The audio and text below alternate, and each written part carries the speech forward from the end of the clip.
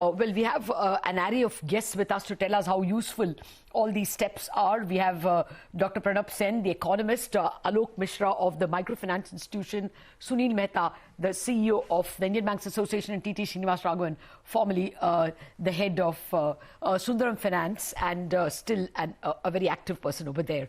Gentlemen, thank you very much. Well, Dr. Sen, first up, adequate relief, you think? Adequate, I'm not sure of. I think there is a certain amount of optimism that's built into the RBI view and the measures taken. There are others, I think, who are somewhat more pessimistic about at least the next couple of months.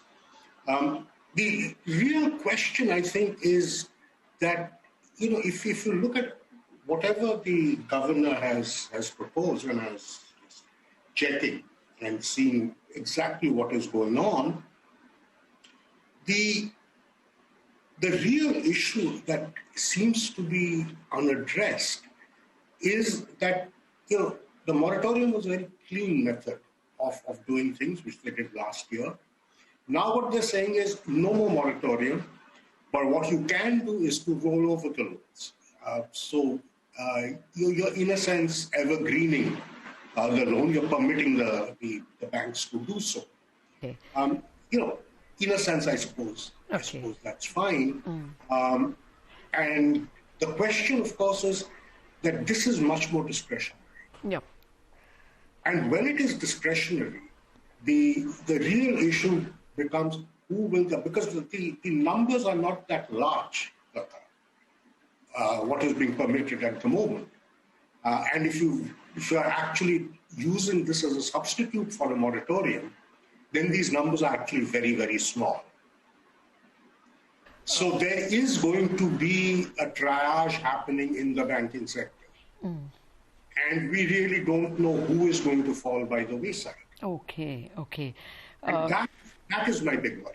Okay. Well, we will have the SBI managing directors also joining us, Dr. Sen. As you say, my hidden question to you was, when I asked you, is it adequate? There is no overarching moratorium granted.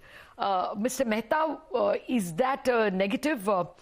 You have about 50,000 crore to play around to give the impacted sectors, and you can restructure a lot of loans. Is that enough, or is it possible that bankers will be risk averse? Lata, first of all, I'll say that Governor today has reassured the market that the RBI is proactive and looking at the entire scenario. And I think we have discussed it even yesterday also, that it is for even of RBI to take any other step at this stage was a difficult thing, because you don't know how the situation is going to pan out. So I think this today's announcements as a very good step in multiple ways. One of the important ways, focusing for creating of the medical infrastructure, like 50,000 crore of the TLTRO window, where even the banks have got surplus liquidity, they can park it back to the reverse repo also. That provides a lot of enabler for the banking system, that they will focus on this lending, and this particular lending will be qualified for private sector lending also. So till the tenor of the loan which they grant for this segment. So this will definitely facilitate in improvement of the infrastructure and the financial support to the entire system. The second thing that they announced is total restructuring window made available to all borrowers who are standard as on 31st March, even if they have availed earlier, or even if they have not availed earlier, that window is now made available to us. So those who have availed earlier, a 2 years extension can also be given to them. So this will take care of the borrowers below 25 crore, and that constitute roughly more than 90% of the existing total borrowers of the banking system. So in a limited way, even if there is no moratorium, the banks under this restructuring window can give them moratorium up to 6 months, up to 1 year, up to 2 years. So that window is now made available through this restructuring package of the 25 crore. So I think it's a lot of enabler that has been given to the banking system. And if the system definitely, and the borrowers who really get impacted, the approach, the requirements of their moratorium can be taken care of within the restructuring window that has been made available to the smaller borrowers, especially up to 25 crore. So these two are very good enablers. And the third thing that the governor has already assured is to the smallest of the smallest segment, he has opened a 10,000 crore of the TLTRO window even for the small finance bank.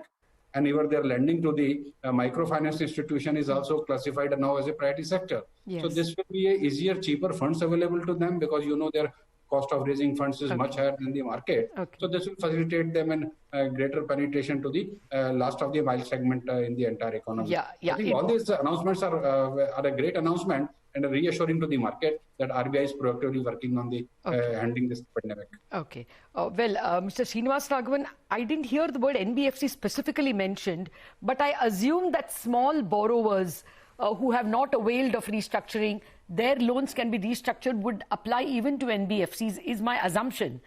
And likewise, new borrowers borrowers who had availed can get an extension of their repayment tenure. My sense is it will be applicable to you, to NBFCs as well. What was your understanding? Yes, I think I heard the governor talk about lending institutions. I don't think he restricted himself in any way. So I think the reference was to all lending institutions and RBI regulated entities. So I believe too, like you, that the focus has been more on the borrower than the lender. So if you're an individual borrower, a small business, or an MSME, subject to this 25 crore exposure condition, you will be eligible. So regardless of who the lender is, I think he said the relief is available, which is very welcome. As a matter of fact, as an industry, we had not pitched for moratorium. We had pitched for restructuring on the ground that a moratorium is sort of a carte blanche to everyone, whereas restructuring is targeted at really the most stressed segments. And going by data that has been published so far, in restructuring 1.0, NBFCs typically restructured 3 or 4% of their total loan book. So it was not sort of across the board or done, as a mela. So it was very targeted, and I believe the same will continue in restructuring 2.0 as well. But overall, very welcome, both, the reassuring tone of the governor as well as, the specifics that he spelled out. So you are glad it's not a carte blanche moratorium which borrowers can demand? That is correct. Okay. So that's coming from two different angles. Dr. Sen saying that perhaps there may be a case for moratorium as well. But as a lender, Mr. Srinivas Raghavan maintaining that it is good the initiative is with the lender.